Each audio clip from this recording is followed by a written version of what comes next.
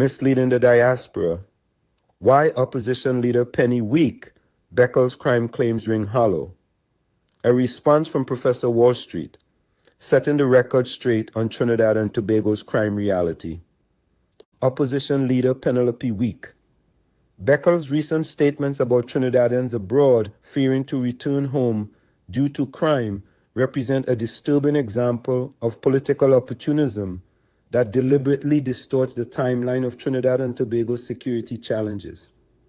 As someone who left Trinidad and Tobago on July 4, 1977, approximately 48 years ago, and made the personal decision not to return specifically because of the runaway crime that escalated under the PNM government over the past decade, I find Beckles' attempt to blame the current UNC administration both disingenuous and historically dishonest.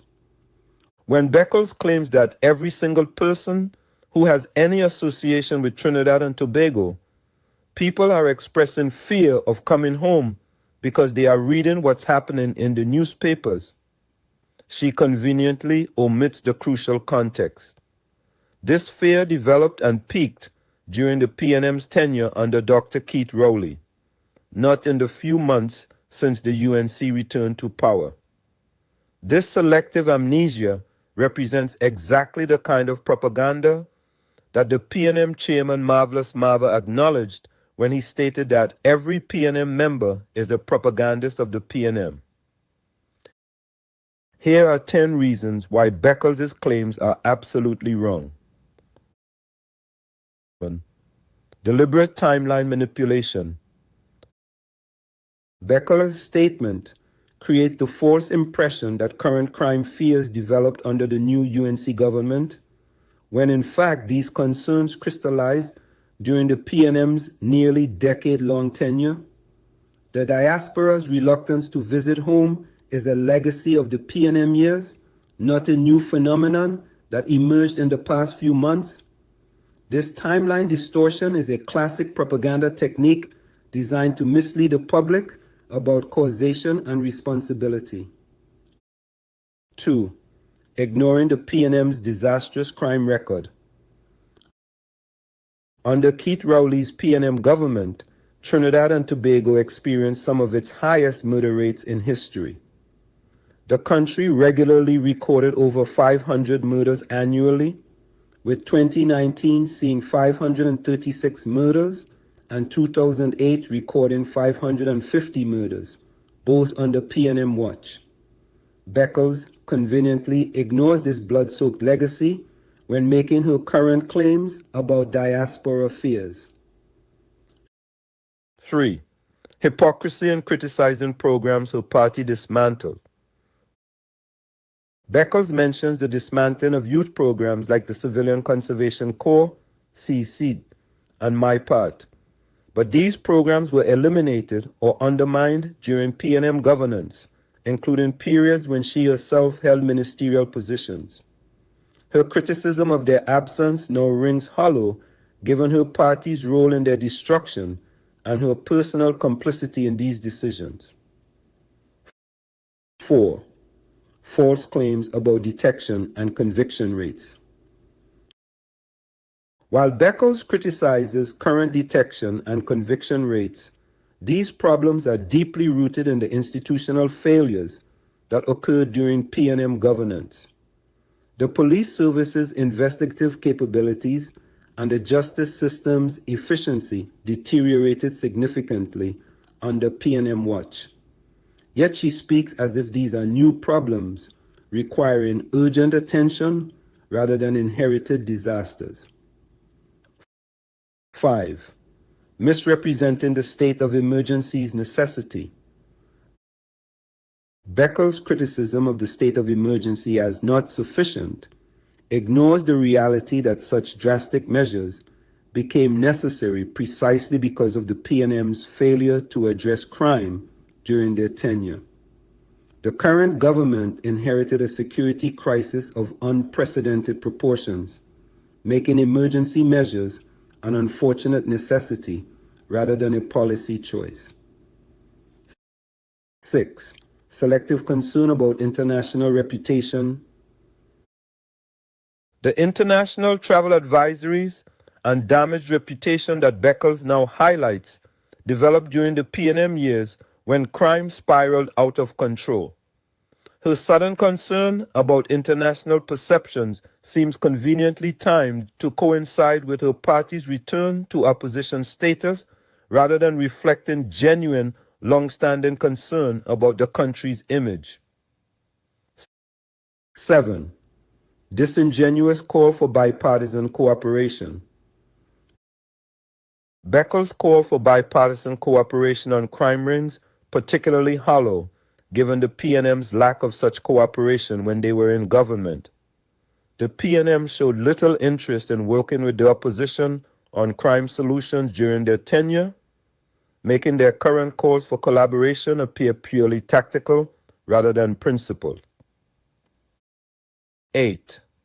Propagandist rhetoric over substantive solutions.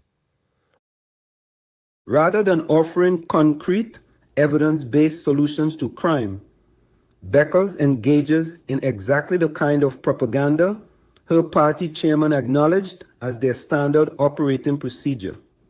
Her statements are designed to score political points rather than contribute meaningfully to crime reduction efforts.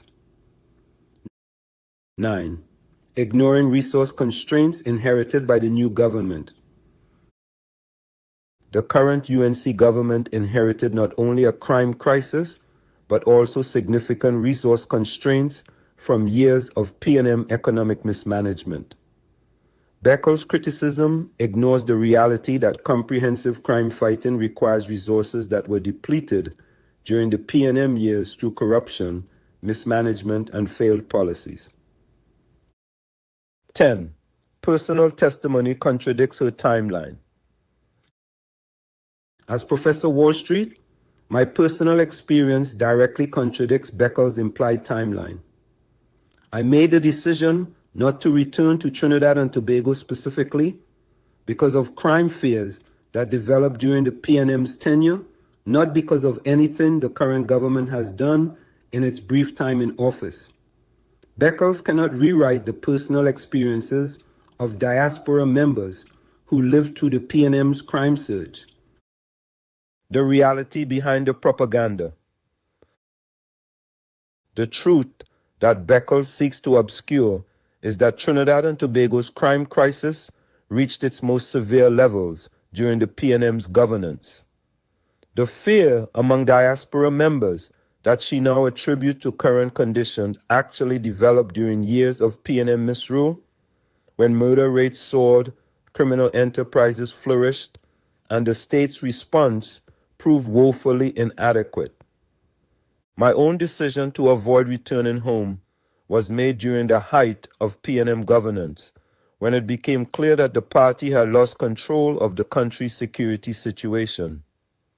This was not a decision made lightly, but one forced by the reality of a deteriorating security environment that made even short visits inadvisable. Beckles' attempt to transfer responsibility for this crisis to a government that has been in office for mere months represents the worst kind of political opportunism.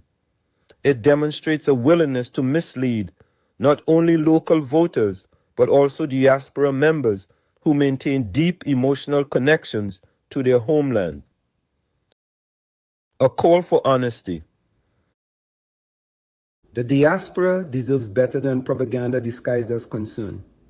We deserve honest acknowledgement of how the crime crisis developed, who was responsible for its escalation, and what realistic timelines exist for its resolution. Beckles' statements fail on all these counts, offering instead a politically convenient narrative that obscures rather than illuminates the truth. The PNM had nearly a decade to address crime and failed spectacularly. The current government deserves a reasonable opportunity to implement solutions without bearing responsibility for problems they inherited. Beckles' statements represent an attempt to deny the new administration this opportunity while absolving her party of responsibility for the crisis they created. In conclusion, Trinidad and Tobago's crime problems are real, severe, and long-standing. They require honest assessment, adequate resources, and sustained effort to resolve. What they do not require is the kind of politically motivated misinformation that Beckles has offered. Her statements serve only to confuse the public discourse and obstruct the serious work needed to restore security and international confidence. The diaspora's concerns about crime are legitimate, but they must be understood in their proper historical context. These fears developed during years of PNM governance and reflect the real consequences of that party's failures. No amount of propaganda can change this fundamental reality, regardless of how skillfully Beckles attempts to rewrite the timeline. Trinidad and Tobago deserves opposition leadership that contributes constructively to solving problems rather than perpetuating the propaganda that has become the PNM's signature approach to political discourse. Until that leadership emerges, the country will continue to suffer from the confusion and misdirection that characterizes Beckles' current approach.